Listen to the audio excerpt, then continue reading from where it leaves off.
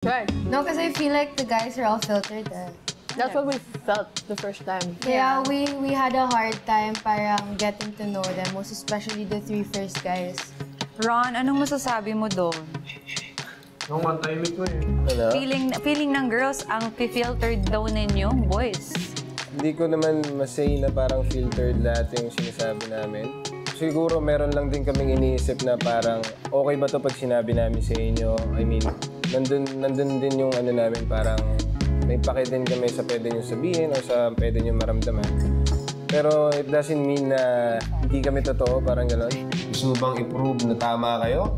Na lahat ng iniisip ng girls is tama? Nagkakaisa kayo doon? Or, hindi ko alam. Gusto nila ako atakihin or what? Also, kasi it's been a while since I have actually put myself out there. I'm not used to really talking or even flirting anymore. So that's one of the reasons ba't sumali din ako dito is to see how it goes kung paano, if I can still do it, if I still have game, if I can still talk, if meron pa akong confidence. And yeah, I can say, nung first days, yeah, wala talaga. Pero parang I felt like we weren't likable. Or feeling ko, may feeling din ako, part of it. Ito din na-realize ko sa buong stay ko here. Sobrang man-hater ko at judgmental din talaga. May huge wall ako sa mga lalaki na parang hindi ko din sila masisi because ganun ako mag-isip sa kanila. Parang okay naman pala kasi parang at first ako yung namamock. So I'm really sorry. A lot of people don't even know na may ganito akong side na I might cry. I don't wanna cry. Pangit makeup. Sorry. No. Yun, parang my family doesn't even know me, so that's why I'm here. More than finding someone, I think, You wanted to find yourself. oh my God, I don't wanna cry, sorry. I don't think I'm easy to understand, honestly. Kasi nga may wall ako lagi pagdating sa ganun. Kasi I don't mind growing old alone. I'd rather be alone than be with someone who makes me feel alone. Yeah, more than finding someone, it's parang learning to be authentic and being okay with it. Sorry. Because I'm afraid of being seen, so I feel like, yeah. Parang naramdaman ko sa puso ko yun, medyo gumuhit siya. And I felt like I had to say something and it was my responsibility na to make her feel seen as well nung moment na yun. Kaya I told Don na I have something to say. Oh, I want to be honest. I think, dahil nag-open up ka, I think right now I'm more interested in you. Medyo hindi ka nga seen. And I just want you to know, I know what it feels to be unseen. Kasi sa dad ko, I have a lot of siblings as well. And ako yung pinaka hindi napapansin kasi I didn't grow up with my dad as well. I know how much it hurts. Nung na-trigger ako, hindi ko alam bakit. Nararamdaman ko sa chest ko hanggang umakit na sa ulo ko, hanggang palabas na ng mata ko. Kaya sabi ko, sorry, excuse me. I don't want to open this part of me, actually. Oh my God, is he crying? Yun yung nasa isip ko. Okay. I don't think I want to talk about that. I'm not ready yet. Tapos, umexit siya. So medyo na-shock ako nung una. Parang I didn't know what to feel. I didn't know na may ganung feeling siya. Ayun nga, I fell short as a friend. I should have known. Trauma. I know, right? Paglabas niyang ganun, umiiyak si Polo. Eh, feeling ko na-trigger ko siya.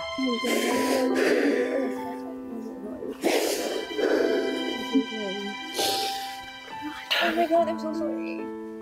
Wait lang. Okay. So sorry po. Sige, no, it's not Kaya mo? Honestly, that was the first time na na-trigger ako ng ganun. Pero kaya mo. Hindi ko lang. The moment na may magpapafeel sa'yo ng safe, kahit sino pa yan, ma-appreciate mo talaga yun. And yun yung ginawa ni Victoria that time. She made me feel safe nung time na I was very, very vulnerable and a little bit lost sa emotions ko. Sorry guys. Ba't ka nagsasorry? Wala ba?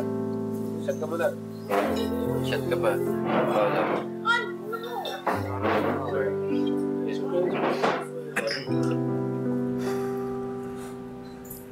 You want to talk about it?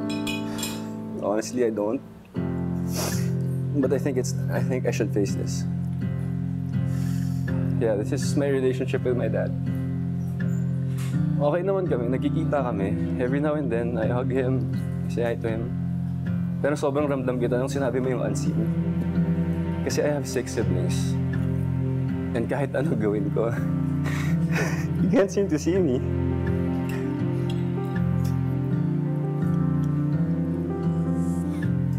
Sorry.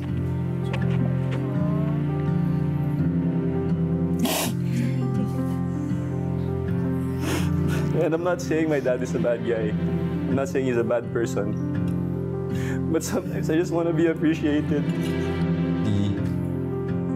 Gusto ko lang malaman mo na may sarili ka rin pinagdadaanan, may sarili ka rin pain, may sarili ka rin traumas. At bilang anak mo, kahit di ko naintindihan yun, gusto kong intindihan yun. Hindi ko lang alam kung paano kasi hindi naman ganun yung relationship natin. Medyo tough love ka sa akin eh. At naintindihan ko yun, na-appreciate ko yun. Pero gusto ko malaman mo na hindi ka man perfectong ama. Para sa akin, ikaw pa rin yung amang hihilingin ng kahit sino. Love you, Dad. Love you, Dee.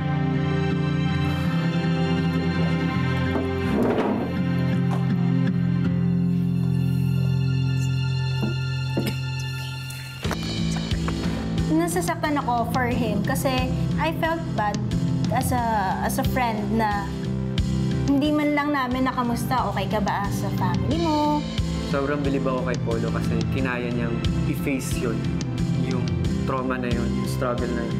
Polo, I know that you know that I'm always here, even if it doesn't seem like it. But if you need help or if you need anyone, I'm always here. Promise yan. You know, Polo, I know it's hard. So thank you for opening up. We're here for you. We see you, we feel you, and we hear you. So don't worry. Nandito kami para sa'yo. Thank you, Will. Love you guys. Can we have another group hug? Yes, please. Group hug! Love you guys! Love you guys.